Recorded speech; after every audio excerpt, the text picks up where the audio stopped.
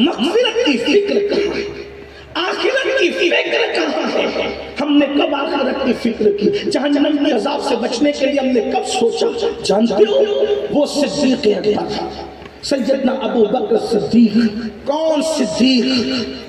انبیاء کے بعد روئے زمین پر سب سے افضل ترین ہستی، افضل البشر بعد الانبیاء بالتحقیق، جس کے بارے میں اللہ کے رسول نے فرمایا، حضور علیہ السلام فرماتے ہیں ساری امت کا ایمان ایک پلڑے میں رکھا جائے اور ابو بکر صدیق کا ایمان ایک پلڑے میں رکھا جائے تو امت کے ایمان پر ابو بکر کا ایمان بھاری پڑ جائے.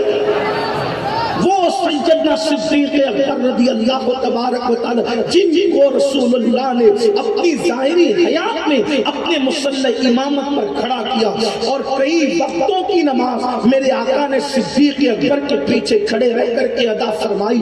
وہ صدیق اکبر ایک مرتبہ چڑیوں کو دیکھتے، صبح کے وقت آپ رستے سے تشریف لے جا رہے تھے، دیکھا کہ چڑیا چہچہا رہی ہے تو صدیق اکبر چڑیوں کو دیکھ کر کہتے ہیں اے چڑیوں تم کتنی خوش نصیب ہو، اے چڑیوں تم کتنی خوش نصیب ہو. اور یہ کہہ کر صدیق اکبر روتے ہیں. کون صدیق اکبر؟ عمر ابن خطاب جیسے ہستی کہتے تھے کاش میری ماں نے مجھے پیدا نہ کیا ہوتا بلکہ میں ابو بکر کے سینے کا ایک بال بن جاتا. فاروق اعظم جس کے سینے کا بال بننے کی تمنا کرے، اللہ اکبر. وہ صدیق اکبر رضی اللہ تعالیٰ عنہ چڑیوں کو کہہ رہے ہیں اے چڑیوں تم کتنی خوش نصیب ہو. صدیق اکبر سے لوگوں نے کہا اے خلیفہ رسول آپ چڑیوں کو خوش نصیب کہہ کے رو رہے ہیں. تو صدیق اکبر کہتے ہیں ہاں رونے کی وجہ یہ ہے کہ قیامت کے دن یہ چڑیا سب کے سب مٹی ہو جائے گی، چڑیوں سے اللہ حساب نہیں لے گا اور ابو بکر سے اللہ حساب لے گا. اس لیے ابو بکر سوچ رہا ہے کہ چڑیا کتنی خوش نصیب ہے، کتنی خوش نصیب ہے یہ چڑیا.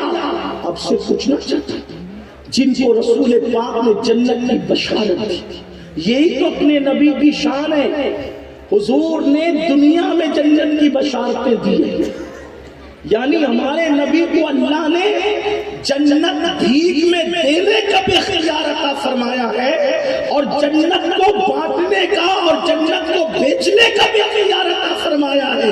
اسی لیے تو حضور تاج الشریعہ کہتے ہیں جہاں باغی عطا کر دے بڑی جنت ہبا کر دے، نبی مختار کل ہے جس کو جو چاہے عطا کر دے. اور جہاں میں ان کی چلتی ہے وہ دم میں کیا سے کیا کر دے، زمین کو آسمان کر دے، سورج کیا کو سنا کر دے. حضور صاحب اختیار ہے. لیکن آقا نے جن کو جنت کی بشارتیں دی ان کا حال کیا ہمیں بھی جنت کی بشارت ہے؟ ہمیں بھی جنت کی بشارت ہمارے پاس کیا ہے؟ ہم نے کیا کرنا ہے؟